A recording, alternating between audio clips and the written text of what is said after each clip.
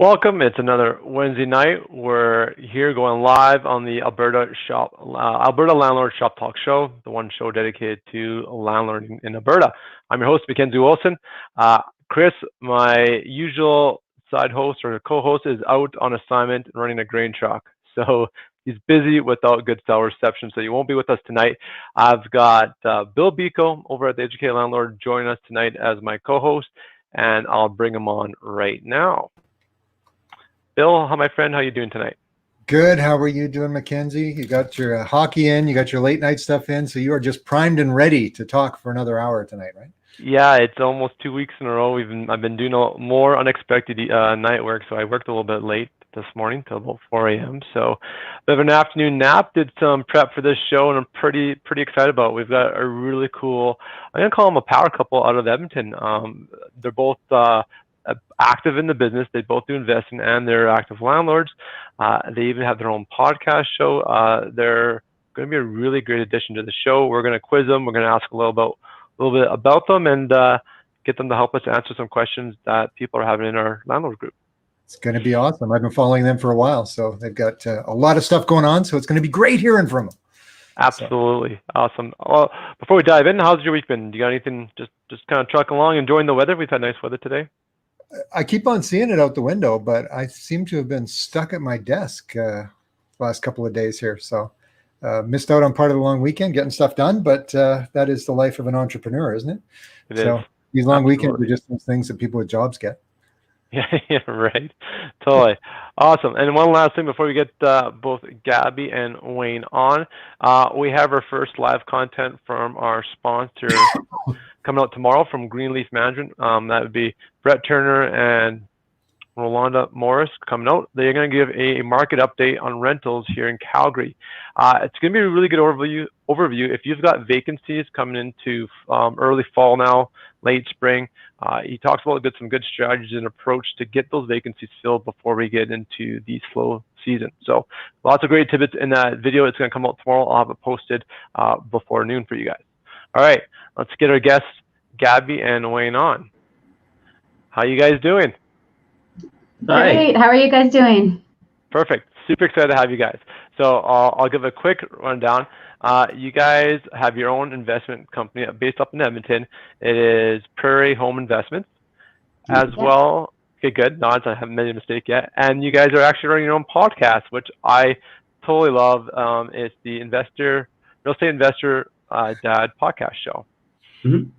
Which is, so I'll let you guys kind of dive more, talk a little about your company, who you guys are, how you got into real estate, and maybe talk a little bit about your podcast show. We started investing back in 2013. It was mostly me. It was mostly me that decided that I wanted something a little bit more for us. We both kind of reached that plateau of our careers, and I was destined to do something more than just to get tickets and then to work till I'm 65. So picked up a couple books, and then I forced Gabby to read them, and then the rest is history. He dragged me behind him. I wasn't willing at first. Yeah. It's fair enough, but not cool. But now both of you guys are quite active. So you Gabby as well. You do a lot of it as well. Perfect. How do you guys split the workload? I still have a full-time job, so I have a little bit of flexibility. My drives to and from, and I have access to emails. But Gabby mostly runs the business full-time, and then I just pick up the slack wherever I can in the evenings and weekends. Wayne's really the brains of the business. He plans where we're going and what we're going to do and all the crazy ideas, and then he dumps that on me, and I make it happen. So. So we have the execution, which is Gabby. She just makes things happen. And Wayne's like, I have this grand vision direction we're going. And Gabby's like, well, that's a lot of work, but okay. Yeah, pretty much. Yeah, you nailed it. Totally. I love it. That's cool. I did try to bring my wife, Kayla, into the business. She does certainly help out here and there. But we are two different cats, and it's probably maybe not the best that we always share every facet together. So we're not quite as involved as you two are, but very cool. I love the story. That's awesome. Okay, so I'm going to throw two questions at you guys. We'll kind of get you warmed up, help the audience learn a little bit more about you, and then I've queued up about a half dozen questions. And then folks, as you guys are tuning in, again, this is a live show. You've got us at your disposal. Please start queuing up your questions on the comment section. They will be taken on the show and we will answer them for you guys. So let's get into it. So you guys have your own podcast. You've interviewed a ton of different real estate investors, landlords. You guys are, day-to-day involved in the business. What are some of the common mistakes you see landlords make out there? Go for it. I think there's lots. We've certainly experienced some of them along the way, but I think it really starts, when you become a landlord, it starts with finding your first tenant, right? So it starts right out of the gate, whether or not you are familiar with your Residential Tenancy Act. So that can start right in your initial posting to find new tenants. So you can be breaking the rules right out of the gate if you're posting the wrong things or, putting restrictions in there. So I really think that not knowing the act is the number one mistake. So for Wayne and I, we studied it before we even advertised for our first tenant. We were studying the act and trying to figure out what could happen and how we would handle it. So I think that's the first mistake. Do you mind if I just kind of go a little further? It's kind of a bit of a pet peeve of mine too, because we're on social media lots and Facebook, and then as you scroll through the rental listing pages or the bad tenant pages or the landlord pages, and you just see people asking questions about, can I do this, or what's the rule for this? And I got this thing where I don't even answer anymore because it's so frustrating. I literally just copy the link for the RTA. Just read the act. It's right there. Don't ask Jim, who's got a couple rentals, who's never read it either. It's very frustrating to see people that, they'll just ask people on the internet rather than actually looking for themselves, because you can get into a lot of trouble if you don't do it properly. Yeah, it can get quite expensive. Absolutely, for sure. Yeah. So when you guys first got in the game to where you are now, have you changed? I'm sure you changed a lot of things. Has there been, something in particular you've been like, aha, if I knew this when I first started, it would have made it a lot easier? I think putting good systems in place. You learn there's a lot of good lessons early on. I call them lessons, but they're mistakes. You make a lot of mistakes early on and you correct yourself. So every time we had a lesson, we put a new system in place, and we won't do that again. And lots of checklists and stuff like that. To the point now where we're not experts on the RTA. We still go back and check the act from time to time, but we just have really good checklists that kind of prevent us from making dumb mistakes. By you know what I mean? Is that a good way to explain it? Yeah.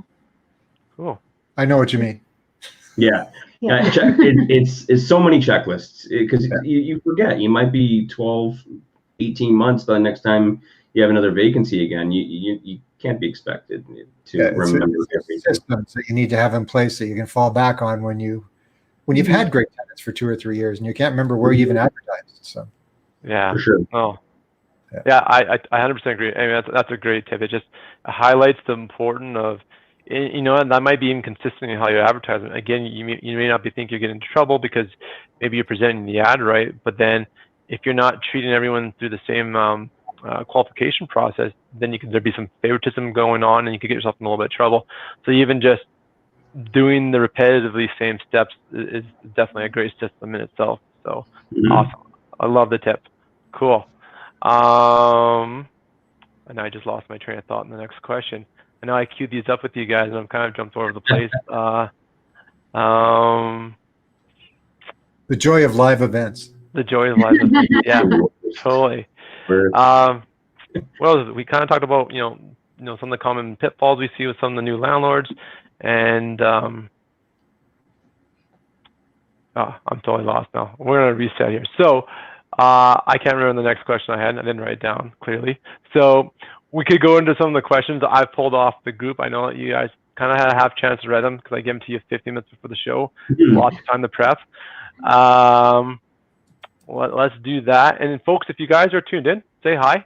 Say where you're watching from. Kind of gets us engaged, gets the conversation going a bit. And of course, please throw your questions in as we get the show going here, because that's what makes it better. So on that note, I'm going to grab the first question on the list, and we'll kind of start tackling it right away. So Susan Nolan wrote on the group here a little bit earlier today, actually. Are you able to advertise potential tenants with no children, similar to no smoking or no pets? So can you basically put an age restriction on your rentals? Is that something that, can we ethically do that? All right, let's go to our esteemed guest. So Wayne and Gabby, what do you guys think on that? No, you can't discriminate. I can't remember the specific section of the act, but I know that you can't discriminate, race, religion, age. I don't even think that you can technically. I mean, unless of course maybe occupants, if perhaps it was because of a maximum amount of bedrooms, but there's very few things that you can restrict. I guess if it was an adult only complex or something like that, maybe you could make the request for that. And Gabby, we were just talking about it beforehand, and Gabby had a great point of what you can also do is just say this suite is best for, who it would be ideal for. So instead of saying no children, you could say things like this suite would be ideal for a couple or for a single person, those types of things. So saying what kind of it shows and hints at what the ideal situation would be for you and what you're looking for, without saying that I will not allow something. I mean, you don't have to sign them. You don't have to sign anyone. You have the right to choose. Yeah. So, if someone comes along with children and you don't want children, just don't say it out loud. You know what I mean? You have the right to choose. Just don't ever tell them why, or don't ever, tell them why their application was refused or denied. Just, yeah. Perfect. Yeah. No, I love that. Bill, you want to add on that? They kind of nailed everything there. Your ad kind of speaks to who you want for a tenant. So you're targeting a specific tenant with your ad right away. And as Gabby mentioned, if you tailor it towards ideal for a single working person, close to downtown type attitude, you're going to get more of those type of people because the ad's tailored to that. And as Wayne said, you have the right to choose who you want here in this province. So, you might have an awesome tenant that applies with a child, and it's suddenly, well, maybe I do want that tenant. Versus if you want to keep it child free, it's like they're kind of down the list and we won't let them know why we didn't choose them other than to say we decided to go with somebody else. Yeah. And I think that's the great pro tip out of this conversation is when you just don't deliberately say no this, no that. I think the only exception right now is if you're already in an adult only building, then clearly you can state those rules because you're not making the rules. That's part of the condo corporation or where your property resides at. I know that when the last provincial government, the NDP were in, they were actually trying to change or remove that, but it also didn't go anywhere. But that's kind of some of the consensus out there that is still somewhat favoritism that you don't really want to be doing. So I think the whole point is you should talk about what the property is really good for, speak about the results and the feeling, and ultimately in the day pick who you feel is a good fit. And you don't have to tell you don't need to give a reason when you don't pick somebody else. You can say, I've decided to go with somebody else. And I think that's really the pro tip to protect yourself from a liability standpoint as you select your tenant. As an extension to that, I think it's actually fantastic, the woman that wrote it, because it's very clear that she has a tenant profile figured out. She knows exactly who she wants, and that was one of the things, to go back to what we were before about things we've learned along the way. You have to be very clear on who it is that you want, right? You need a tenant profile. For each property, are you looking for a young family? Are you looking for a couple? Are you looking for a single person, a student? In your mind, you need to be very clear on who it is you're looking for, because your advertising, your marketing is going all towards that. And it can get really easy to, when you start getting applications in, to just select the best one, on paper, this one's got the best job or whatever. But it's best to always know exactly who it is that you're looking for. And we just went through this today. We were talking about tenant profiles. Every property, we know exactly what type of person we're looking for. And it makes it a lot easier for choosing. It makes it a lot easier for marketing. Yeah. And go ahead, Bill. The extra bonus with that is if you have tenants that are a right fit for the property, they tend to stay longer. If you pick the wrong person for the property, it doesn't work for them and they're gone in 6 months or a year, and here you are doing it all over again. Exactly. Those right tenants stay 2, 3, 5 years or longer. Yeah. Yeah, and I got 2 add-ons. I thought the second one, so hopefully I don't forget the. You're gonna have to start writing stuff down, MacKenzie. I know. I also need to put glasses on, but then I got this LED like spotlight, and then I can't. It's like reflective. So I'm like, oh, do I want to look good or try to read questions? I didn't pick the right thing. But anyway, two takeaways quickly. It's a relationship. It's kind of like dating in business. If you're going to go and pick a tenant, hopefully if you've done the screen right and you've done the profiling and they fit the property, you're going to have them for some time. So expect it to be like a relationship. So if they are difficult to work with even in the viewing stage and part of the tenant screen, that might be foreshadowing how easy or difficult they are to work with when you want to bring in a plumber to do trades, to do repairs on the properties and in your inspections. So that's kind of a mindset for an approach. And then the second one, is on the number of folks, right? So let's say you got a 2-bedroom rental unit, and you don't want someone with say 4 people in there. I mean, that might be maybe at the most. You don't want a family of 6. You can put a numbers restriction, but again, you're not designating it whether it's an adult or a child. And I think that's kind of the big takeaway. And say, and you don't even have to put the restriction in the ad, but when you're doing your initial questionnaire or your scripted phone questions, that's a conversation you need to have, because culturally around the world, it's quite normal to have 6 or 8 people in a 2-bedroom apartment. But you probably don't want that wear and tear on your rental property here in Alberta. Absolutely. Yeah, cool. No, we really ripped on that first question. Let's see if we can pick up the pace here. And just wanted to say hi to Tanya. She's watching out from camera, so thanks for joining on the show. Very cool. Let's throw out our second question I queued up here. Okay, so I have a tenant that seems to think it's okay to pay rent late and just pay the late fee of $50, which is infuriating for me. Totally understandable. I think for every few days it should be another $50. I would appreciate any info any other landlords have that could rectify this problem. And that was Lori that wrote that question. So thank you, Lori. Who wants to take a run at this question first? It sounds like we might be setting expectations here. Okay, Bill, take a stab at her. I actually answered this on the page already. Couple of things going on here. So first off, how are you reacting when the tenant is paying you late? Are you just accepting it and going, oh, I'm grumpy about this? Or are you responding and going, this is unacceptable. Here are the rules. This is when you got to get things done. And then following it up with documentation and paperwork. If it comes to a point where you ever have to evict a tenant, documentation and paperwork are your best friends ever. So you have to set the precedent that A, this isn't acceptable. You can't pay me late. Provide documentation backing that up, especially if it's a verbal conversation where you had a chat with them about it. And then after you've had a couple of these instances, you're in a situation where you can actually evict them for breach of payment terms versus late payments. So that's one part of it. So you've got to set the stage. You got to set that it's unacceptable. Part two of this, which I talked on, is why are they paying late all the time? Is this just an issue with paydays? They just don't respect you? What's going on? If it is an issue with paydays, maybe you just make a simple adjustment. If they're a good tenant otherwise, although they do say they're infuriating, make a change. Maybe accept rent on the 4th or the 7th. A lot of people don't realize that mortgages are not necessarily due on the 1st. You can set a different mortgage payment date and get it moved with your bank. And I'd advise that for most landlords. If you have rents or mortgages due on the 1st, get it moved to the 7th or the 10th, so that if there is a shortfall and you don't quite have the money in the bank, you're not taken aback by finding out something bounced. You're able to cover it or move money around if you have to, especially if you're a small landlord. That few days of cushion can mean the lifeline for you at times. So that's some of the stuff I talked about, I think, in there. Wayne and Gabby, you want to jump in? Yeah, there's two things that I'd like to add to that, because I agree with everything that Bill has said.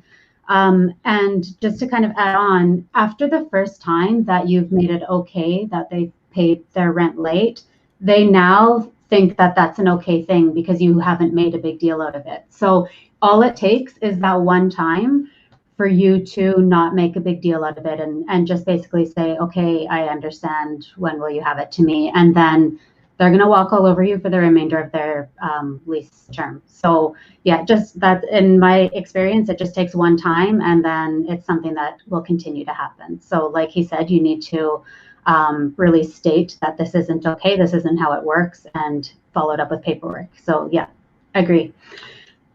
Yeah. Cool. And then secondly, this person's question, they commented that about the $50 fee and how they feel like they should be able to keep charging each day that it's late.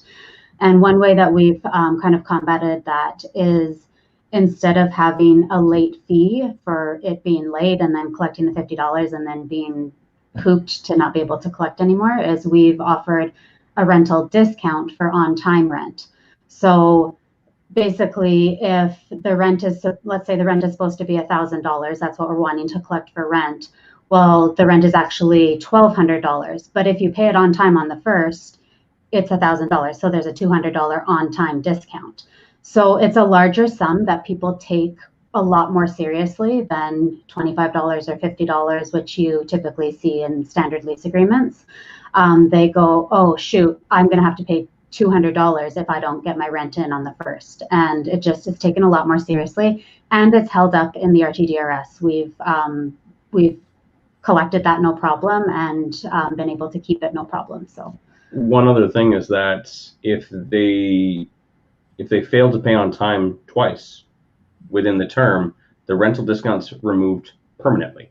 Yeah. So now the new rent is $1,200. So it's very intimidating for them to be like, shoot, I can't be late again. Otherwise, rent's going to be $1,200, right? So it's a good way to approach it. Does it work? Sometimes it does. Sometimes it doesn't.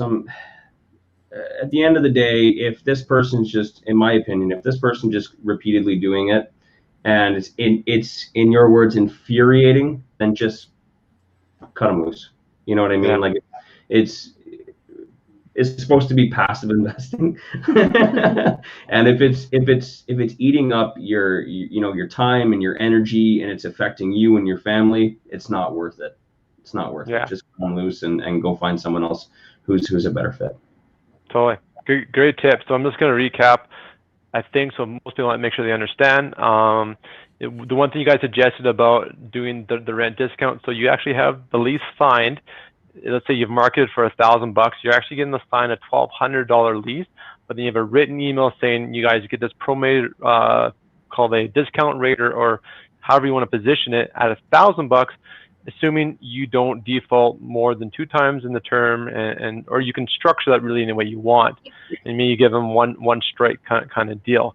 That's great financial motivator. And 2, I think what you made a really good point, Gabby, is the way you've structured it is it stands up, and if you had to go down the eviction route to the courts, which I know I've seen and I've looked at as well, where people try to do, maybe it's $10 or $15 or $25 fee every day they're late, and they're 7 days in or they're 10 days in, and all of a sudden it's like $200 or $350, whatever that number is, and then you go to the courts and you try to collect, and they're like, no, if that wasn't a reasonable fee, it's thrown out.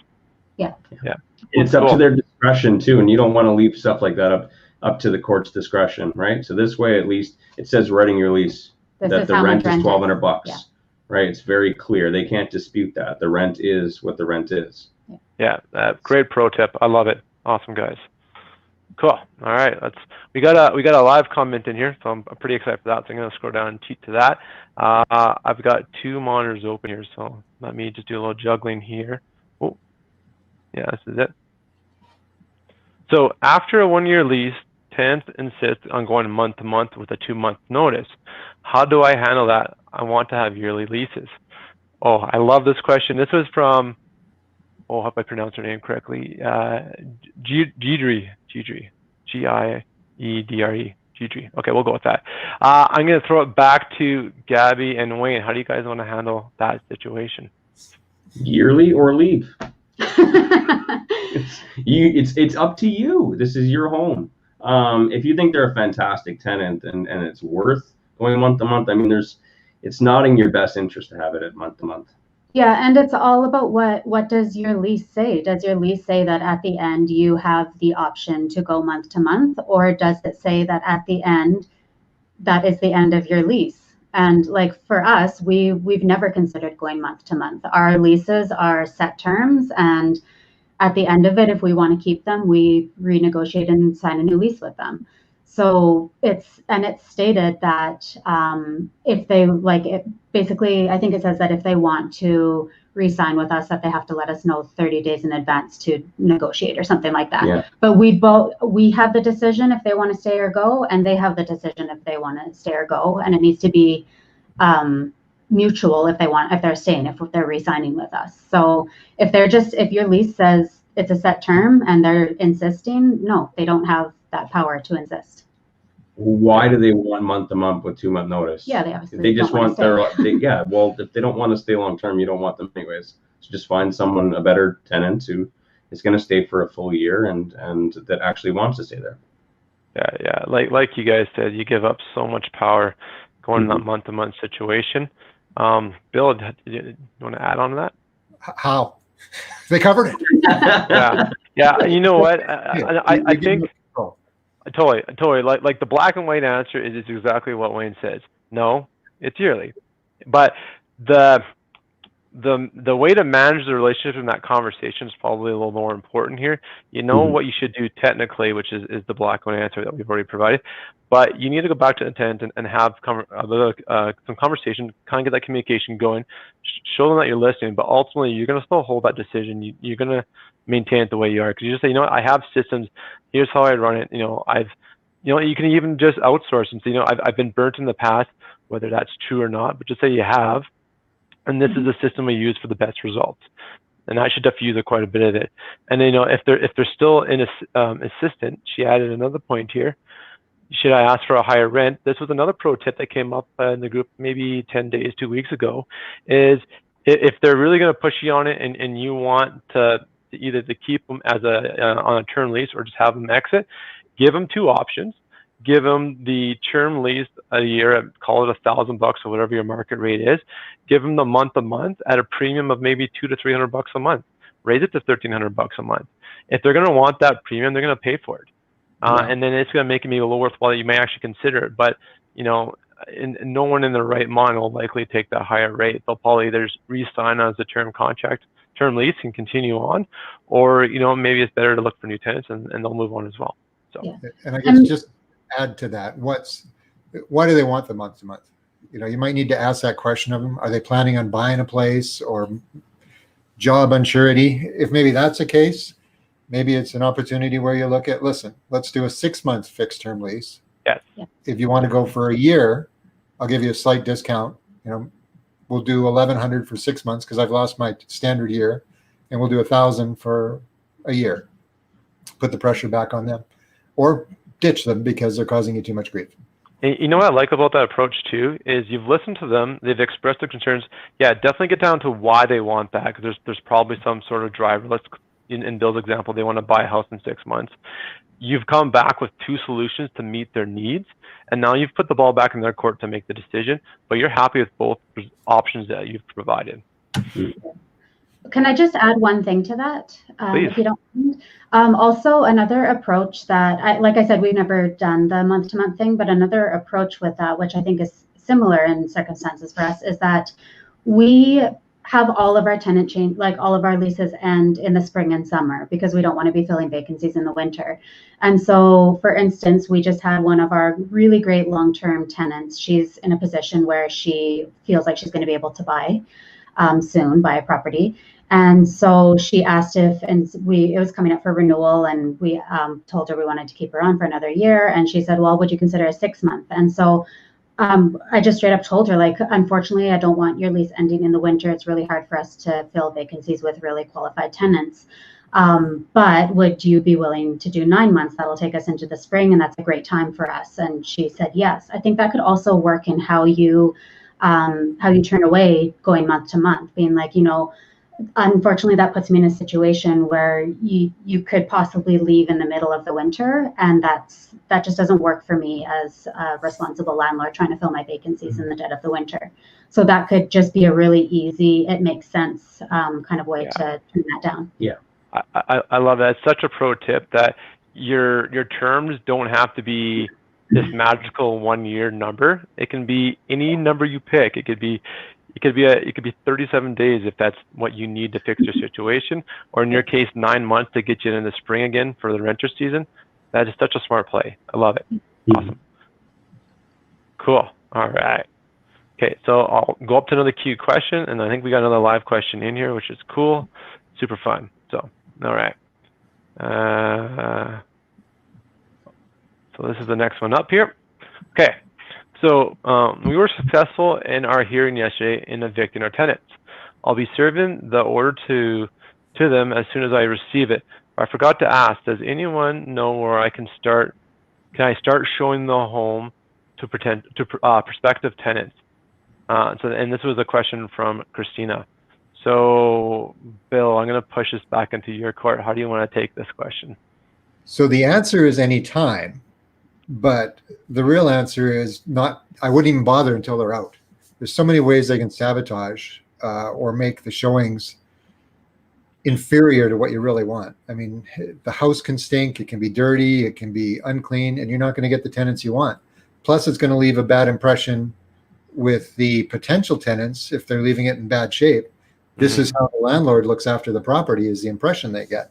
So get the tenants out, get it cleaned up, get it shiny, and get the good people back in. So yeah, I totally agree. It's just you know, your brand, that's who you are, is on the line when you show these properties. And unfortunately, an extension of that is how your tenants treat your properties. So if you don't have a way and someone's unpredictable, or they have a vendetta or a grudge with you, yeah, they might grunt you pretty hard on that. They don't even have to leave the property to do a viewing, which could be super awkward. Yeah, Wayne and Gabby, is there anything you want to add on that? You nailed it. Yeah, that's exactly what I would have said. Is that you just probably don't want to until they're gone. We certainly don't bother. We just went through this literally this week. Having somebody evicted, and then he left, and we got it cleaned up and ready to go, and now there's showings happening. So we wouldn't have considered that. And I understand it's, you know, the reason why you probably want to do it is because you don't want a vacancy. You want a nice seamless transition where someone leaves on the 31st, the other person moves in on the 1st, because you don't want to lose any money. You don't want a month of vacancy. But like Bill said, it's a huge waste of your time. And as well, what was I going to say? Reserve fund? Reserve fund. Thank you. You know what? If you're running your business properly and you have a good reserve fund, it's just a cost of doing business. You know what I mean? A transition from one tenant to a new tenant. Ideally, you have a seamless transition, but I always anticipate and we budget for 1 month of vacancy between tenants. It's just good practice, and don't think any more about it. It's just a cost of doing business. Totally. Yeah, the one tip I would think on that, I for one totally agree. When you're bringing in new tenants in with an existing tenant with a style relationship, keep that spaced out. Don't overlap that. If you've got, this may be a time now, if you've got some trades you need to do, maybe some plumbing or electrical or some of that stuff that who cares if the tenant's there, give them the 24-hour notice, go in and do that work, or give them 2-day notice, document everything, follow your, dot your I's, cross your T's, do it properly by the book, but get that work done right now, because that relationship is already what it is. Get it ready for the next person so you can speed up that acquisition process of the new tenant.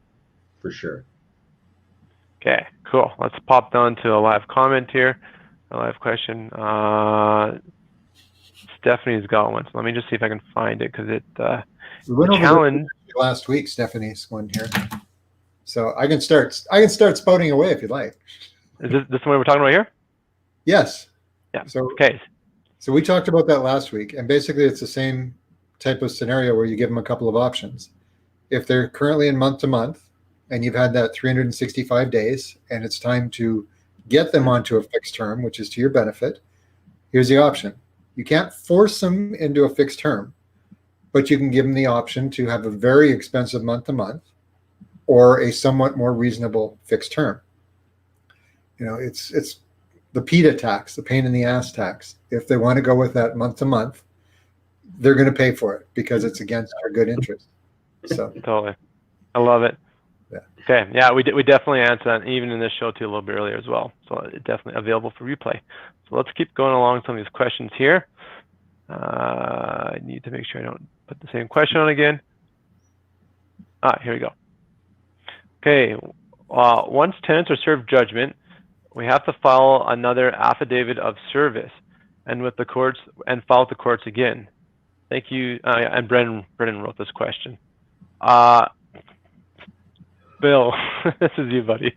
Well, this one actually is going to be good for Wayne and Gabby right now, because they just did this. Now the rules have changed on some of this because you had to do a lot of this filing yourself, but with the new online process, it's a little bit different because they're doing some of the filing for you.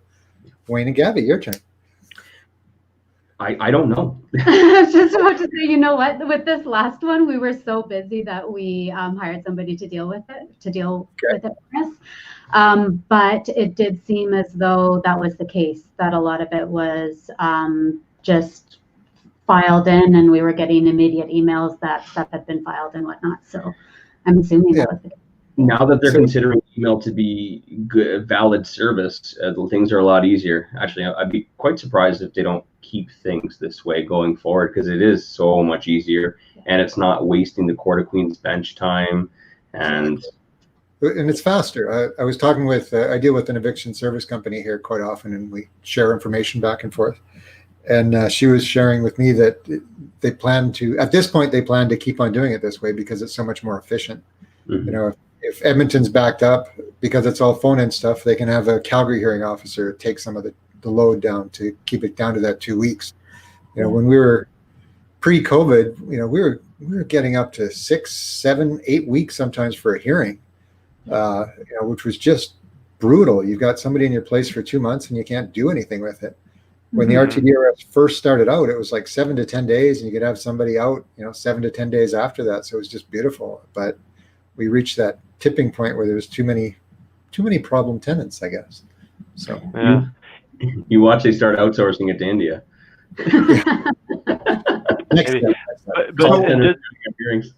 So as far as Brennan's question there with the affidavit of service, I believe that's all kind of dealt with right now.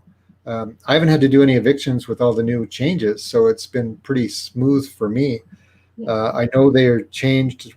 Before you had to go file at the courthouse once you have your eviction paperwork, but now they do that for you. The affidavit of service should be done automatically because it's going to be filed and they'll receive notification because they were theoretically at the hearing or they have the hearing information. I don't know 100% on that. I can't 100% guarantee that, but it's so much simpler now. Every year it gets simpler. We've got such good rules and such good systems in Alberta. I was just going to shed light on that point, Bill, is what we've got in Alberta. When, you know, I do see commonly there's some complaints on the Facebook group saying, oh, you know, this isn't fair. The rules are against us. It's tilted in the tenant's favor.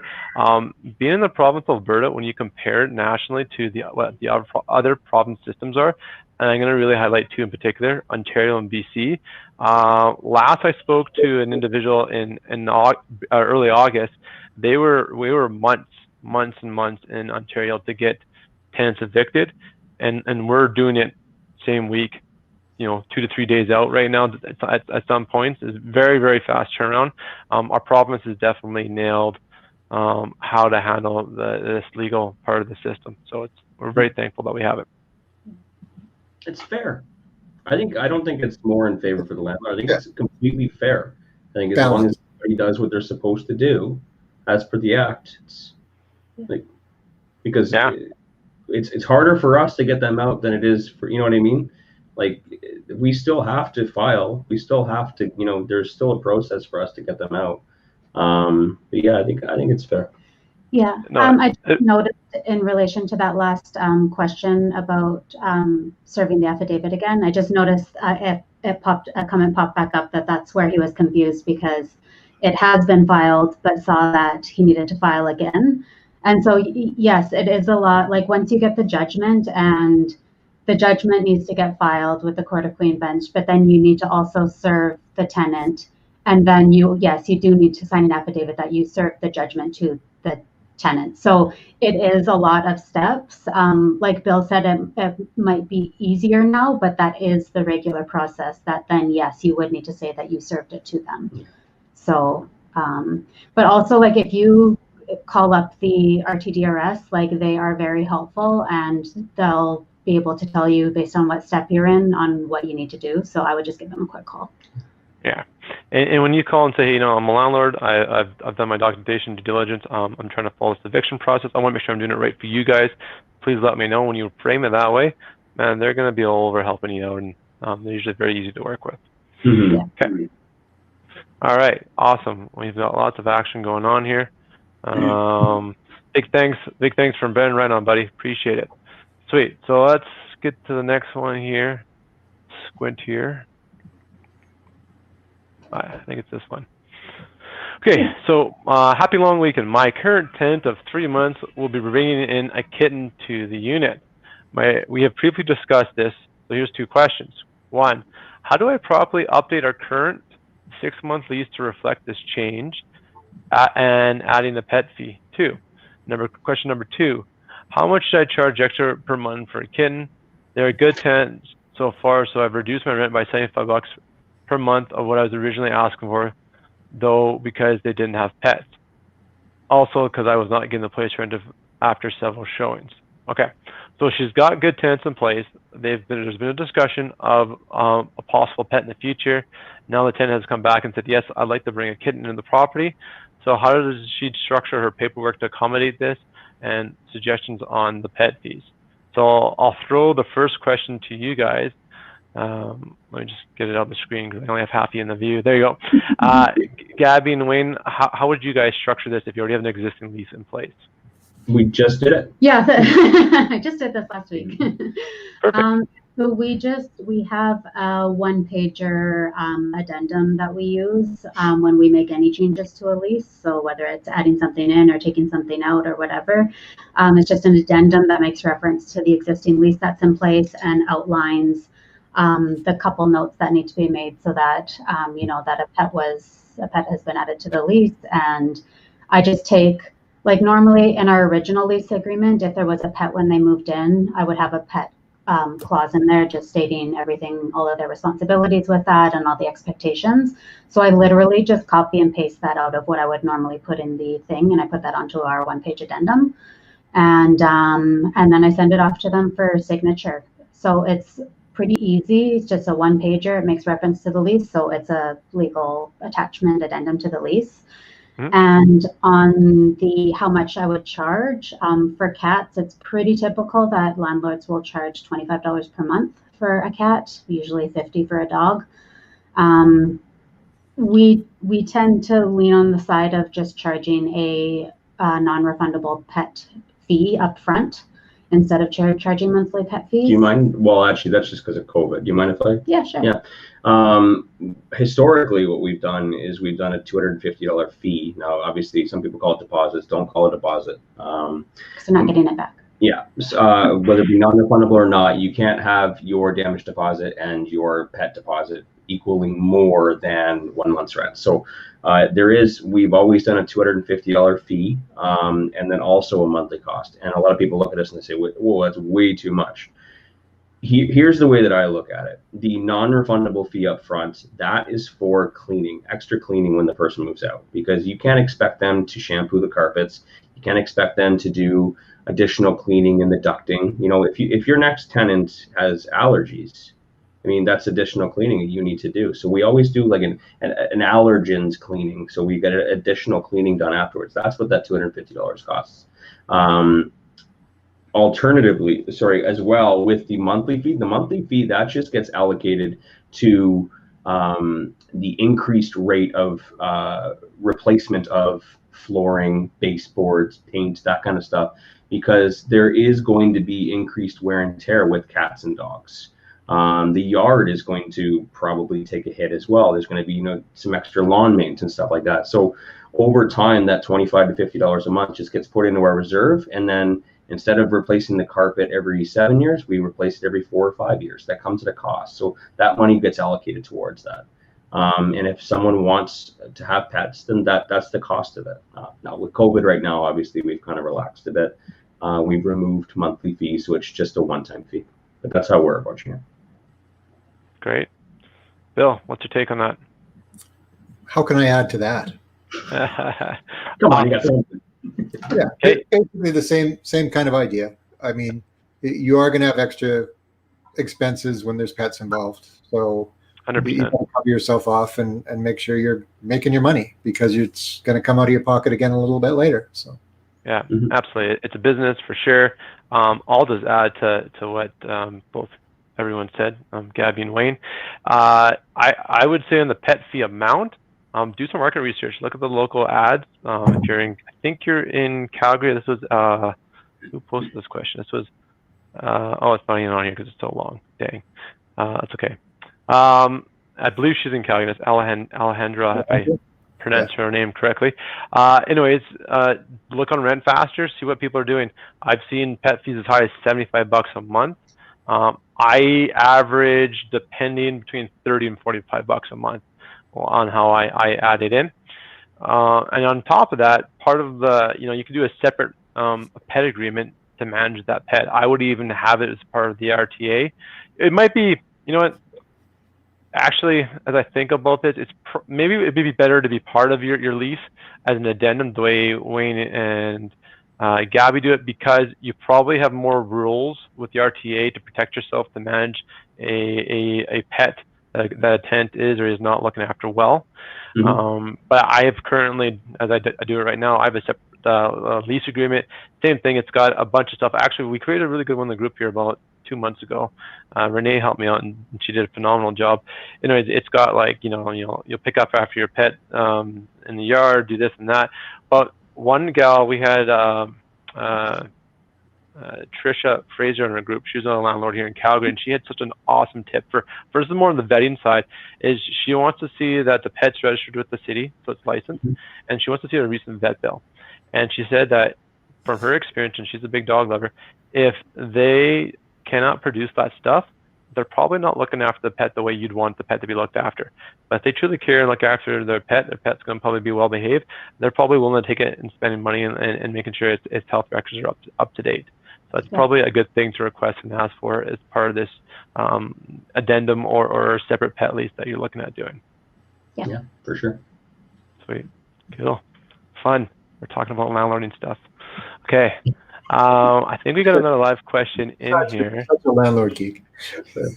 Yeah. All right. Let's have some fun here. Okay. Thank you for answering. I don't know which question this one was now. I'm all over the place.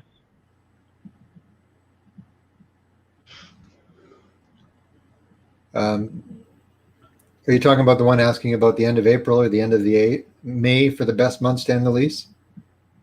Yeah. I saw that one. Should I put that one up? Should we do that one? Sure, put that up. Okay. I don't know who asked that. Apologies. I'm trying to find. Oh, yeah, that was. I gotta read it again.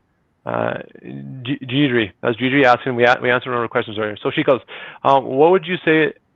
Would you say that the end of April or the end of May the best months to end the lease?" I'm going to hold off. I'm going to throw it at, go back. Wayne and Gabby, when do you guys like to end your leases?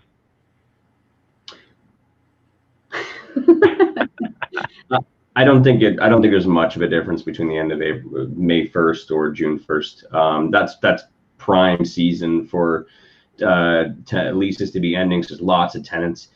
I personally like to put all of our lease ends at the same time, because I don't want to spend any more time your filling entire vacancies. spring and summer filling vacancies. Yeah. If I can get 15 in 1 month, I'd rather get it all done in 1 month and then enjoy the rest of the because you got everything going, you got all your ads going, and you got a good system. You know what I mean? I prefer to keep you're in the zone. You're like focused on answering the questions. You got your questions queued up in memory, or you got your little cheat sheet in your wallet.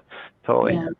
Yeah, my favorite though, like I'd say anywhere from April, from April, having people move in April 1st to like August 1st are my favorite kind of months to just get everything filled. After that, I just find it does tend to slow down a little bit. September, October aren't too bad, but I find after that it's danger zone. Yeah. It's the danger zone. You don't know if you're going to go further. Yeah. Yeah. You don't want to run that vacancy any higher than you have to. Yeah, and it really, it's just the peak season. Find what works with you. It's your personal schedule. If you've got vacation and whatnot planned, maybe you want to end them in June and July as opposed to April, May, because you take off at that time of year. I don't think there's particularly one bad month or 1 month better than the other. because it is all kind of that peak moving season. It's the same thing for purchasing a house. It's comfortable to move in spring and summer, not snowing and rain. So, but some people, you know, it depends on your timing too, right? I mean, Wayne, you said you want to hit hard, get done in a month when you're in the zone doing your systems. You know, some people might have a full-time job, and if they've got 3 or 4 doors, maybe they go 2 and 2 and 1, or, you know, spread it out, right? It comes down to what your time and availability is to manage that workload, or maybe you outsource it. So, and just to jump in, some of that's going to depend on the property as well. If it's a family with kids, it's going to be the end of June. Is going to be a good time. July 1st is actually the busiest moving weekend overall for as far as sales of houses and people moving and rental moving. It's just a nightmare trying to book a unit or something at that time. But that's also when people move. It's like the kids are done school, we can move to the next place. You know, we're tired of being here, and now it's summer. Let's move before vacation. So it's a very busy time, I find. So that's a great point. And that point that Bill you brought up ties in really well to a point that Wayne brought up earlier in the show about knowing your tenant profile, your tenant demographic that you're targeting for your property. So if you're targeting families, if you're targeting student rentals, those would dictate the best months to set up and end your renewals in. Yeah. Cool. I love how the show just ties in together. I mean, all these like neat little wins. So let's continue on. And we're coming up to the end of the hour. We're about 10 minutes left, so this is good, productive.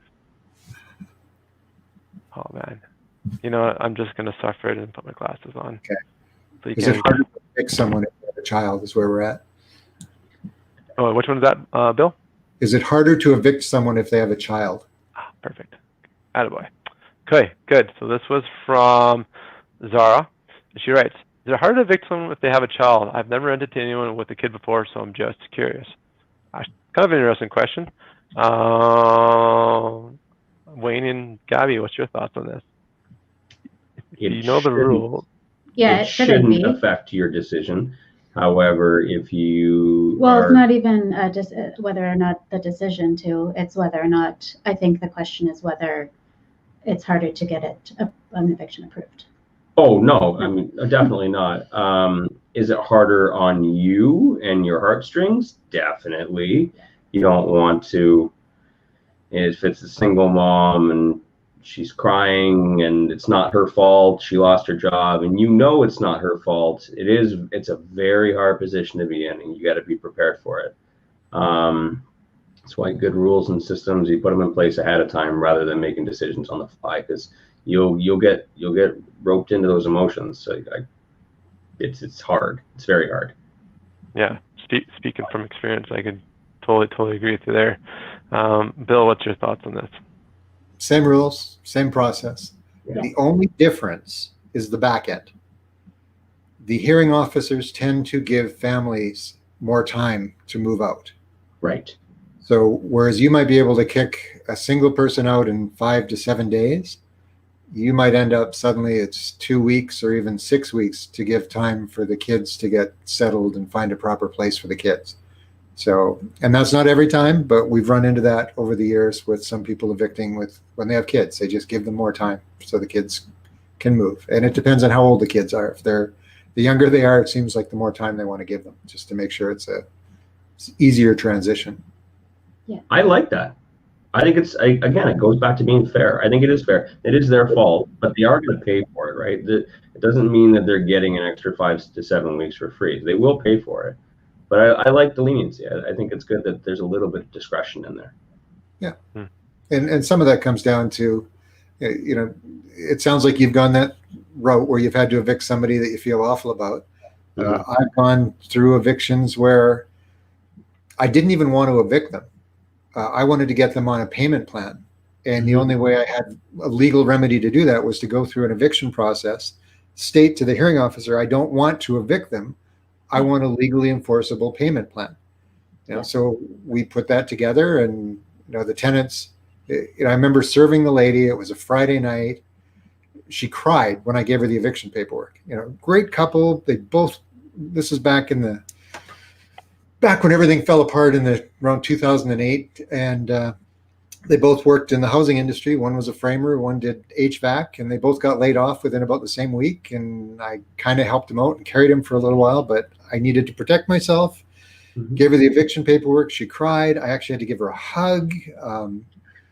She was scared, didn't know what was going on. I had to explain everything and said, I don't want to kick you out. I just want to protect myself. I know you guys are starting to get back on track, but there's too much money here and I got to protect myself. So, Yeah, run it like a business, right? And I know we say that so often, but I think the mental approach that people need to know about the mindset is why'd you get in this business, right? It's usually for means and ends, to provide more for your family. So maybe you've got kids at home, a parent that you're looking after. There's some emotional need that you're trying to fill in your life. And you got to keep that in mind and keep that kind of sternly focused as you start talking to someone who's off the street. You may know them for 10 minutes as they're on the phone telling you whatever that sob story is, trying to get a deal out of you for a living. But you're in it for a specific reason, and when you can balance those two and you know why you're in it for your family and you're looking at somebody else's family, it becomes an easy decision to make no matter what they're telling you. But if you just focus on what they're saying and you make an emotional decision off of that information, that's where it gets into trouble. Yeah, so cool. Okay, we got one question left. We'll wrap it up cleanly at the end of the hour, and then we'll have a higher note. What's that? Let's end on a higher note. Yeah, absolutely. This is landlording, and I say this often. It's a challenging business. It's capital intensive. You're providing a living arrangement for someone, so they're going to be particular about it, and you're managing the relationship and people. So it's such a challenging combination of factors and variables you got to deal with. And then of course you're the one that bears all the bills. So, it's a tough job, but someone's got to do it, and it is also quite rewarding when you do it right. So let's get the last question on here and wrap it up and have some good times. When is it a good time to serve your tenants with the RTDRS Papers, if I didn't butcher the acronym? It says at least 3 days prior to the hearing, but do you wait that long, or what is the best way to handle this? This is based on damages they left after. And Tamara wrote this question. Bill, I saw you took a stab on the Facebook page. I think you had a great answer. So let's get you going on that first. I make this stuff up all the time, so I can't remember what I said. No, I'm kidding. It's best to serve it as soon as possible. Really, if you can do that, they're in the property, you can make sure they get served. If you wait too long, they might skip out, and then it's difficult trying to track them down and serve them properly. It changes the process too when that happens, if they're not in the property no more. Yeah. It becomes a civil claim, and it's a lot more messier too. Yeah. And, if you're evicting somebody, you should have a pretty airtight case when you've got all your paperwork compiled. So you shouldn't be worried about giving it too early so they can prepare, because you've got all your documentation showing why they should be evicted. So again, we're back to that balanced, fair type approach. The idea is they get the RTDRS paperwork so that they can prepare a defense.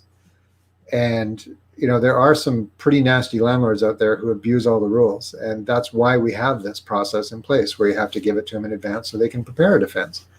And if you're doing it right, you're doing all your evidence, you're creating all your documentation, get the application to them as soon as possible so that they can try and defend themselves. And you should be fine anyway. Yeah. That's my answer. And one part you mentioned on Facebook, I'll give Bill the credit for this answer as well. As you said, if you've done all this preparation, you're in the right, and you're served, and you serve them early, they might do you a favor and just move out early. Then you're not paying for a bailiff, and you're not doing that. You might get your property back maybe a week earlier, and all of a sudden you can start the next steps to get their property turned around. Yeah. So, Gabby and Wayne, do you want to tie in on that? I saw that question in the group, and I just stayed away from it. It's you don't want to come across as the person that's if I were to say wait till the third day before, you got better chances. My honest answer is that it really depends on what outcome you're trying to get from this. I mean, we just the recent hearing that we had, I was really convinced that if this tenant didn't show up to the hearing, I don't think that he would have left after we got an order. Even if we got an eviction order and we were gonna get it, like he didn't pay rent. I was quite convinced that I was going to have to hire a bailiff, and I'm like, oh, it's another $500-600, then I got to wait longer, and that whole process. What I really want is I want him to be at that hearing to realize how serious this is. Some people have never been to the RTDRS before. They think that when you post a 14-day eviction notice on the door, that is an eviction. They don't know that, you know, there's a whole hearing. They don't understand any of the process. So I wanted them to be on the phone. I wanted them to know the seriousness of this, so that he knows, oh shoot, this is bad. I do have to leave. If I would have served it to him 3 days before or 2 days before, whatever it is, and he didn't show up because he probably had to work, I don't think he would have taken it seriously. I think he would have assumed it was just like that 14-day yellow piece of paper that you put on the door. So yeah, it's case by case, but I mean, if you really want to win, do it as close as possible. I mean, as soon as the possible. likelihood of someone taking off a day of work for this is very, very low. So Yeah, I would say as a summary, probably safe to say taking the proactive approach and doing this sooner than later will probably serve you well. Yeah, that's fair. And be fair, unless okay, no. unless they're really bad, you know what I mean, and they're just really mean and stuff. I mean, you are following the rules. Yeah, but fair enough. And that's your brand. That's that's you. You know, you don't want people writing stuff on the internet about you. Yeah. Well, but they will. But they still will. Yeah. All right. Well, we're a minute after 8 o'clock. I think this is a good point to pivot and conclude our show. First and foremost, Wayne and Gabby, thank you guys so much for joining us tonight. It's the first time we've had a power couple landlord duel. I thoroughly enjoyed having you guys on the show. You guys are awesome. You provide some great insight and value back to the community. So I wanted to give you a bit of a spotlight. I know you guys have a few things on the go. You got a podcast on the go. You guys got your investment company. I want to give each of you guys a spotlight to kind of share what's going, your passion project or business adventure. Just generally share what's important. So I'll throw it to you first, Wayne, and then Gabby, tie it up for us. I don't really have anything. I mean, there is a podcast if you want to listen. The Real Estate Investor Dad podcast is just the podcast I created just to kind of focus more on the work-life balance of the work investment balance. You know, people got lives, they got kids, they got jobs. You know, you got things to do, and then it's really hard to build something for yourself on the side, to build a portfolio, to build a future for your family, something to leave behind. So I know it is a struggle, and so I wanted to shine a light on that there are people that are doing it, and it is possible. And I think just good routines and good practices is the best way to set yourself up for success and fulfillment. Very cool. So it's called the Real Estate Investor Dad podcast, and where can that be found? iTunes, YouTube, just look for this goofy thing. Okay. Facebook, Instagram. Yeah, on all platforms. It's if I could add to that, though, it's not just about the balance. He also has some amazing guests that talking strategies and some crazy different, lots and lots and lots of education. So it's not just about balance. Absolutely. I'm a fan of it. I've watched a handful of episodes, probably a half dozen now, and I really appreciate the guests you brought on. You've had some great insightful conversations. So I do say, certainly from Alberta perspective, having that investor podcast, you guys, it's a good value add and worth listening to.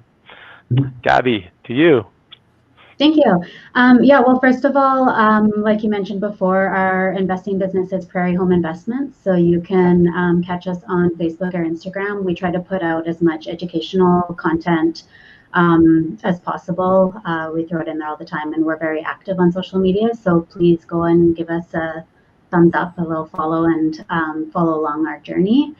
And I actually am working on a passion project, so thank you for bringing that up. I just this past week launched a women's real estate investing mastermind group. So I am going to be facilitating a mastermind group for women who are in real estate investing, and really focusing on not only moving our investment businesses forward, but also our own personal growth and kind of women's empowerment, and encircling that all into building a really nice community for women. So really excited about that.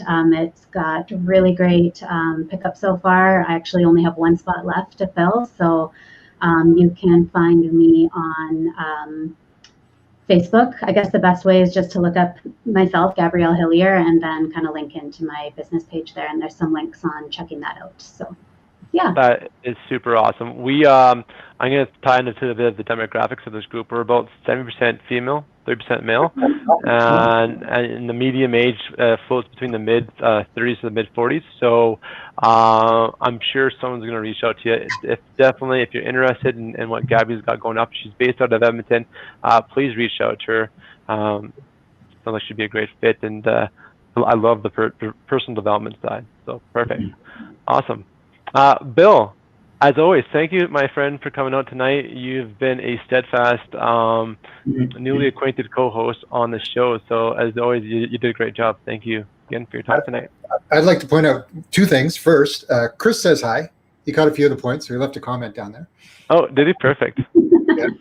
And then part number two, great getting to hang out with Wayne and Gabby. So, like I mentioned at the beginning, I've been following you guys for a while, and I know we comment back and forth on each other's posts. So good to see you in person, or as much as we can. Yeah. I know. I was like, oh, Bill's on there when we first joined in. I was like, cool. Get to actually say hi. Yeah. It's such a fun, small community. Love it. Yeah. Cool. All right. That's a fun note. We'll wrap up it there. Thanks, everyone, for tuning in. Lots of great tidbits. We'll see you next week, same time, every Wednesday, 7 p.m. It's the Alberta Landlord Shoptalk Show, the only show dedicated to landlording in Alberta. Take care.